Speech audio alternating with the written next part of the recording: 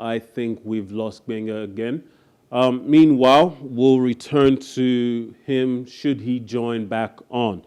Now, AC Milan are going up against Inter Milan tonight.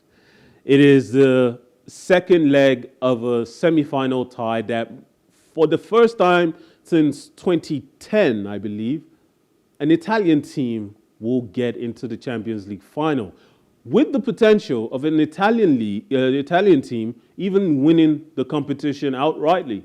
I remember back in 2010, it boosted the image of Serie A immensely.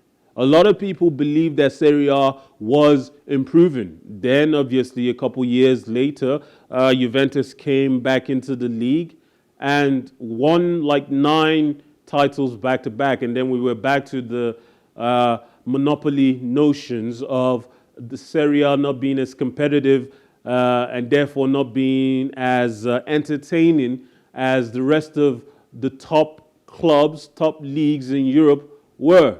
Even in France, every now and then, a team like Lille could win the league. Every time PSG lost a game to any of their rivals, it became news. But Juventus were indomitable during that period.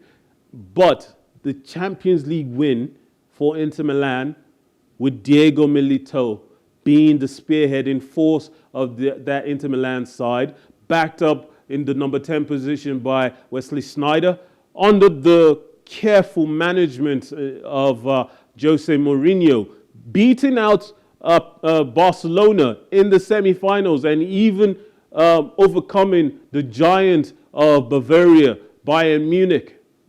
It was a big deal. And this season, just getting into the finals for either one of AC Milan or Inter Milan would be another big deal. And it's interesting to think about it because Inter Milan were the last team to get into the Champions League final from Italy. And they very well could do it again. They are already 2 goals up on AC Milan. Sure, they're both playing in the same exact stadium that they played last week. And perhaps both teams are used to the atmosphere being what it is, given they share the stadium in regular season. But now, Rafael Leao, a major part of how AC Milan played their football, surely will be back in this game. It is expected he will be back, barring any last-minute complications. He might very well be the tipping factor that allows AC Milan to get back into this tie. It might be what allows AC Milan to overcome and what seemingly might be considered an insurmountable obstacle right now.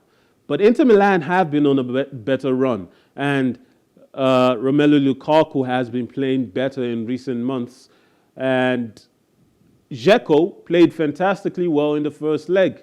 All of these factors are still going to be present in the game tonight, but Leao is a big part of why AC Milan managed to get past an all-conquering Napoli in the quarterfinal stage. Sure, Osimhen wasn't available for the first leg, and when he did come back for the second leg, he did score. But the powers of Rafael Leao played a big part in why they won. If they do find a way back into the game, it will come through an early goal and potentially a shutout against Inter Milan.